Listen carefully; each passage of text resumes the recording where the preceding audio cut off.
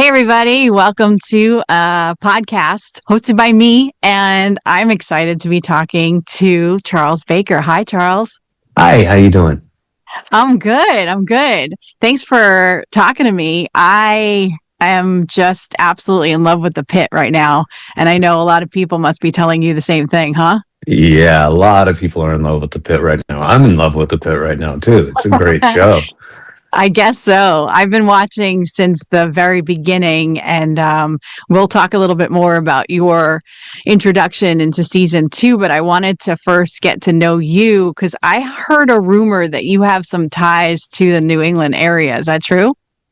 Well, I did live in Tiverton, Rhode Island for a short time. Worked on a farm up there, a horse Oh, no farm. way. Yeah, Huh. and then I moved across the river to Fall River, Massachusetts, and was a cook trainer at a Denny's right off the bridge in Fall Whoa. River, and did that for quite a long time before I Oh, decided to wow. move on to better things. Yeah. So you didn't weren't born here. You weren't raised here, but you ended up here.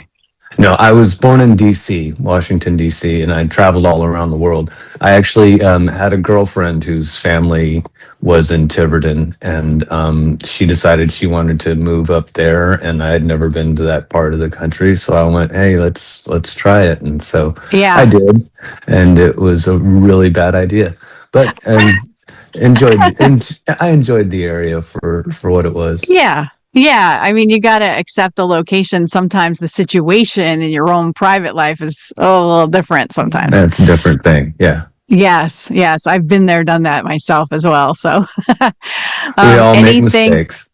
anything that you particularly loved about the New England food? Did you like enjoy the chowder? Did you Oh, lobster roll it up? absolutely. Absolutely. The lobster rolls, the chowder. Yeah. Yeah.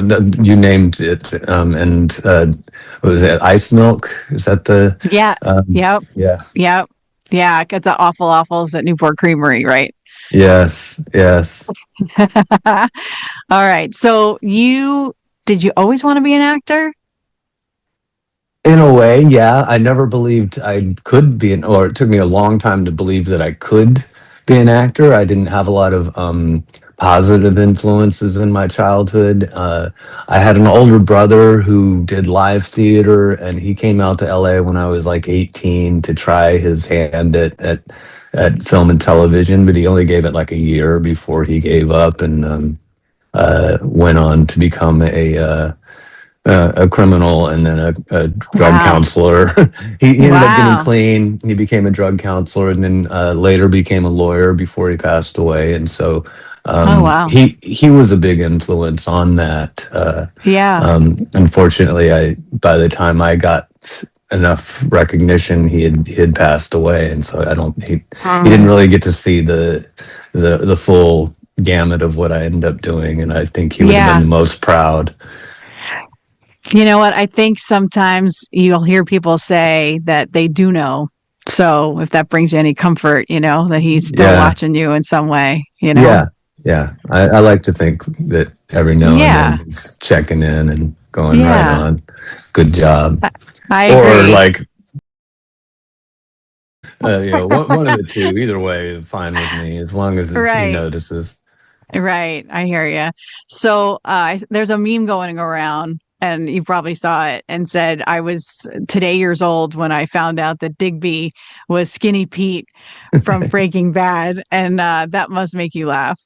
It does. It does. It's fun to be, I've always tried to be a chameleon in characters that I play. I definitely didn't want to walk around in public and people look at me and go, "Oh God, you're that skinny drug addict." Um, and so it's really neat to be able to do that. I think if a lot of those people went and watched a lot of other TV shows that I've been in between, they'd be really surprised, like, "Oh, that's the same guy." And I Yeah. think you would probably hear that a lot if Yeah. if they realized it. And it's not often you get chances to have a character that actually gets that kind of recognition just just being, favored in the way that Digby and Skinny Pete are both getting Yeah. lots of really positive attention, and I love it. Yeah, for sure. I watched every episode of Breaking Bad, loved it, and I think I was yelling at the TV at your character all the time. You're like, just get get it right, and it just never really got it right. Yeah, That must yeah. have been a fun role to play, though, huh? It really was. It really was. It was completely outside of my normal scope of roles at the time. Prior to that, I did a lot of theater, Shakespeare, and commedia, and I played off characters, but never really like thug characters. And so, like my close group of friends, when they tried to watch Breaking Bad at first, couldn't take it seriously because they're like, he was the antithesis of the kind of person that I try to be in public, and it took a lot of work to really shake the Shakespeare off and pull off this illiterate thug. Oh my God, yeah. So I was pretty proud of that. And uh, there's a benefit to being anonymous in this business when you play a role on a Yeah. show that is so popular. I get to go places without being harassed frequently, or not so much harassed, but without Yeah, but being just noticed. Yeah. without Yeah. having to acknowledge my career. I think for us as radio people, a lot of us were able to do that for a very long time. We could show up at somewhere and no one would know who we are. Now, Right. thanks to all of our presence on the internet, we're definitely a lot more recognizable. So, Yeah. I'll be out with my husband somewhere and someone will say, like, uh, you got to watch what I do because someone could be watching. They know exactly who you are now. I'm sure that's Yeah. raised your profile a little bit as well. Yeah, yeah, and the more I do, the more it's getting to where I was warned early on my business in the business, like, do not go outside wearing sweatpants and looking like trash, because you just got to expect that somebody's going to notice you, and you don't want that kind of image out there. Right, right. And like it's a weird life. So the Shakespearean roles, what did you do? Which ones did you play? Oh, well, that's um my first Shakespearean show was actually, it was a kids show that was it was called Shakespeare Out of Pocket, and it was written by a PhD. It was part of his thesis, and the idea of the show was this troupe of commedia players um, kidnap William Shakespeare in the woods and do snippets of 13 different Shakespeare plays for him. And he kind of, in the show, he kind of educates the troupe about, what is really, behind these scenes, and what are these characters really saying, and kind of a lot of misconceptions that actors have with Shakespeare and how it's performed. And so I played 13 different roles in my first Wow, that's Shakespeare fun. show. Yeah. Um, the last one I did was Twelfth Night, and it was a Royal Shakespeare Company produced feature film, and I played Feste in that, and I actually got to or arrange my music, because Feste sings several songs in that show. So I got to arrange my Yeah. own music and Oh, perform the wow. songs, and that was really cool. Yeah, that is kind of cool. I know there's a lot of Shakespearean interest ever since the success of Hamnet. Yes. So I want to talk about you getting the role on the Pit and how that happened. Did you audition for it? Were you one of several people and you weren't sure you were going to get it? What's your story? I never know how many other people are up for a role.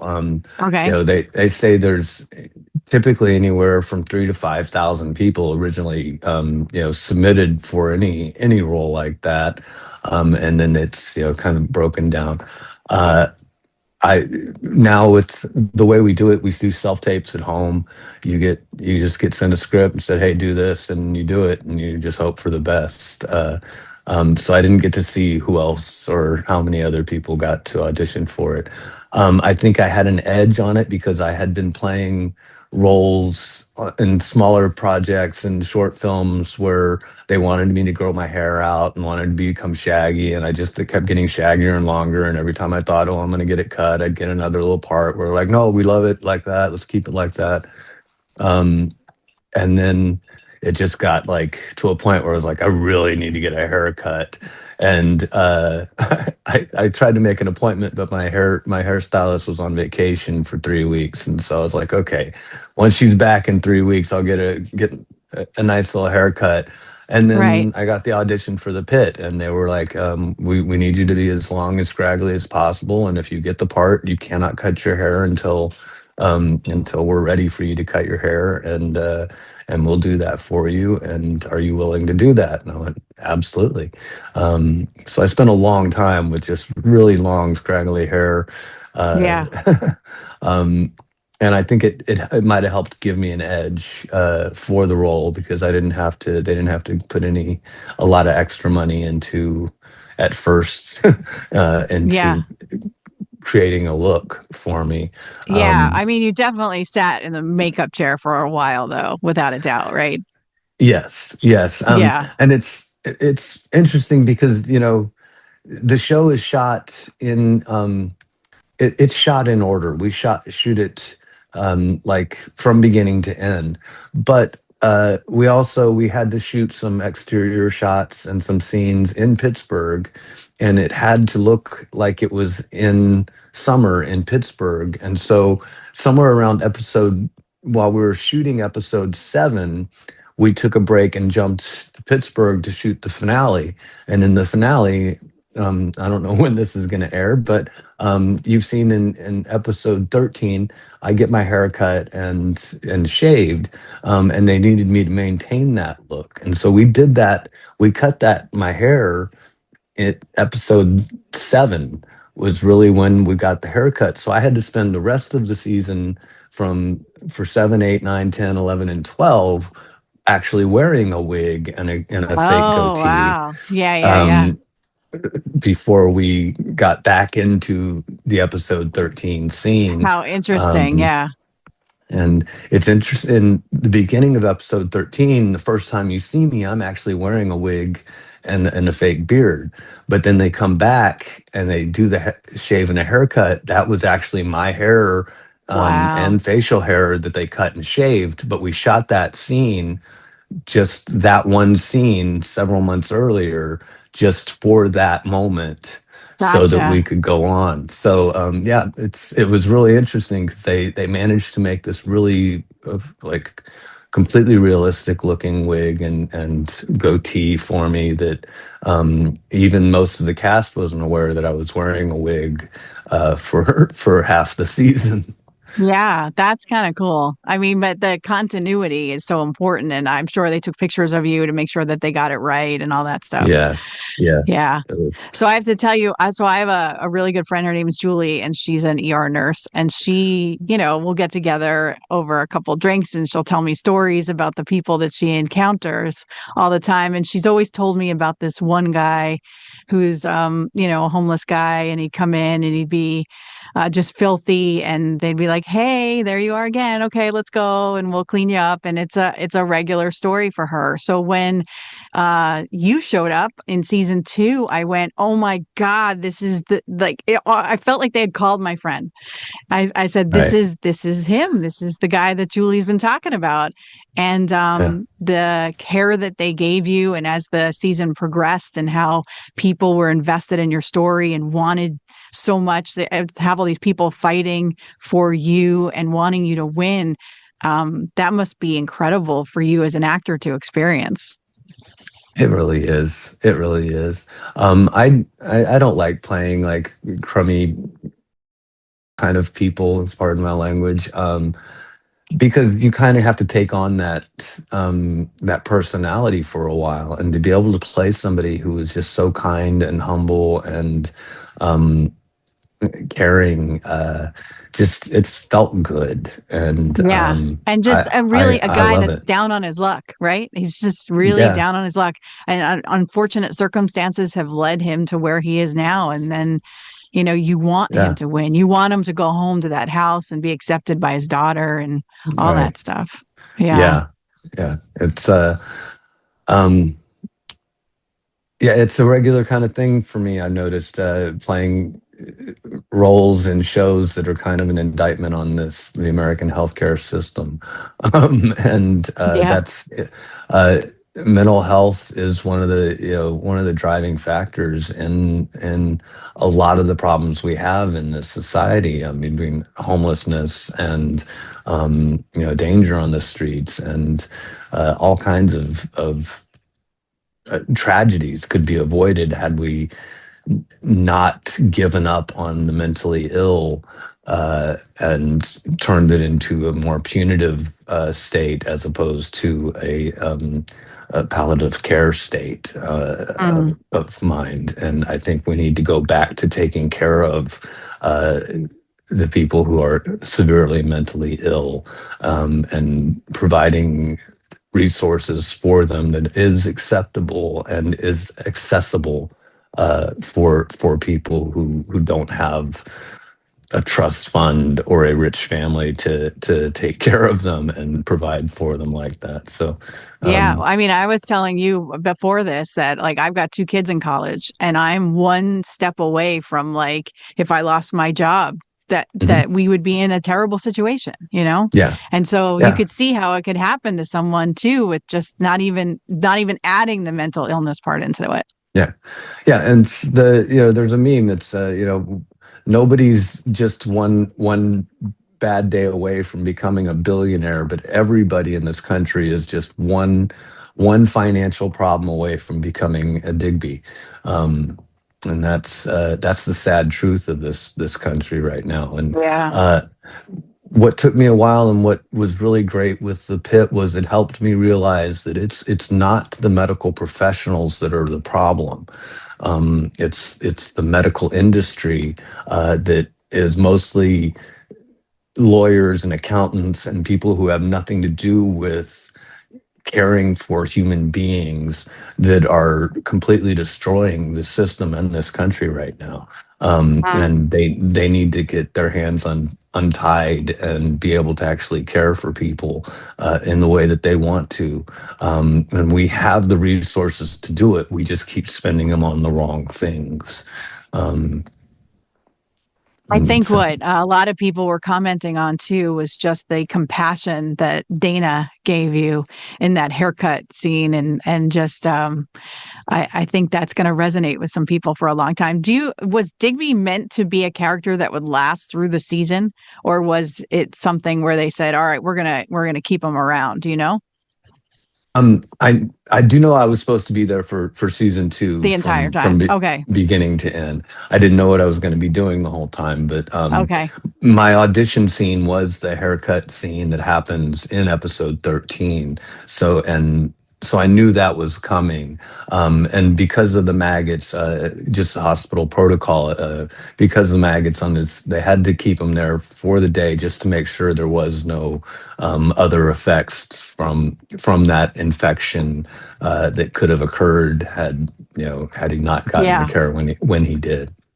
The makeup was so good in the sense Yeah, that I was sitting there. I think I was eating at the time, so that was an error in judgment. Um, and I'm sure, but I literally was like this. Like I felt like I could smell it. And everyone did. They did such a good job at presenting yeah, all of that, you know? And that's, I think, what the pit does in general is that hmm, we are so on board with everything that's going on. We're buying all of it. It looks great. And we're in the ER with them. yeah. Yeah, and I was privy to a lot of the special effects makeups, happenings, not just with my character, but with all the characters, because I was usually the first person in the chair every day. 4:30, 5 a.m., I would have to be there getting all of this stuff done. Um, and I got to see all of the other prosthetics and all of the other, and hear the stories and hear the discussions. And they had one, the special effects team are like, they know human anatomy. They know it, and like are really, really educated on that aspect. And then we had actual doctors and consultants and uh, everybody just all working together to create these effects to make them as realistic as possible. And some of them have like, they're the most realistic that have ever been on television, and it's just, it's so cool to watch and see how they did Yeah. it. I was talking to Dominique Starr yesterday, who Vivi, right? Nurse Vivi, Vivi. yeah, Yeah, and she was telling me about the camaraderie amongst the cast members and what a welcoming group. And I'm sure, did you feel the same way? absolutely. Absolutely. And that's what makes, more than anything, that's what makes great television is when you have an ensemble, the cast and crew that respect each other. They're professionals. They're kind. They leave their egos at the door, and it's not a competition to see who can outact the other one. It's more of like an ensemble. It's like you're helping each other. You're a team, and doing everything you can to help the other actors look good, and they're doing whatever they can to help you look good, and it becomes a completely different kind of experience. And it's a lot different than a lot of experiences I've had on many other TV shows in between. And some have, moderate success, but rarely are they as solid as the Pit and Breaking Bad. That was the two things that I can say that that was pretty much identical.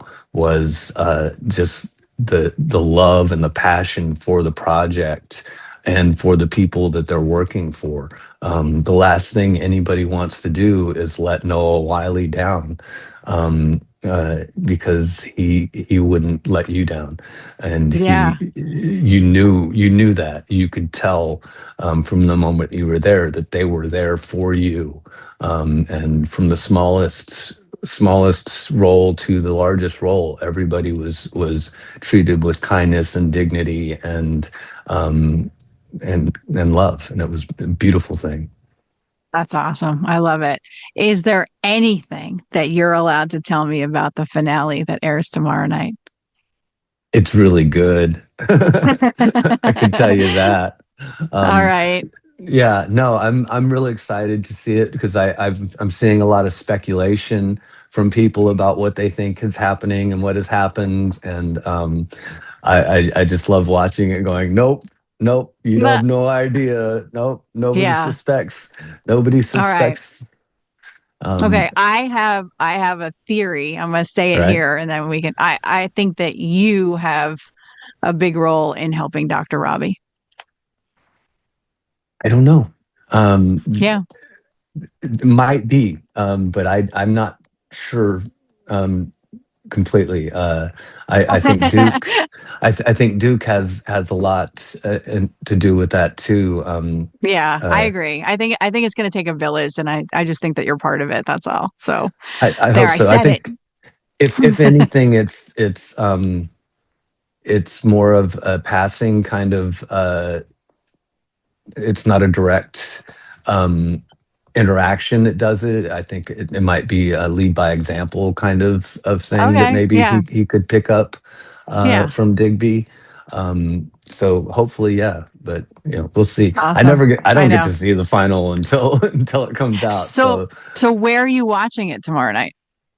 I am watching it with my family because I've Nice. I've been in this business for a little over 18 years, and this is the first show that both of my kids actually like to watch with me. My daughter was just born when Breaking Bad started, and she kind of grew up, hearing about your daddy's the best drug addict in town, and it really did not sit well with her. Um, No. and uh, and she had teachers Yeah. in elementary school and middle school who were big fans, and it kind of took away, the spotlight off of her because she's a brilliant child, and she was like, "Hey, don't talk about my dad. We're talking about me here." But this is the first time I begged my family to get me on my agents. Sorry, I begged my agents to get me on a Disney show of some sort so that I could be, a fun character for them to watch in one of the shows that they would watch, and it just didn't happen that way.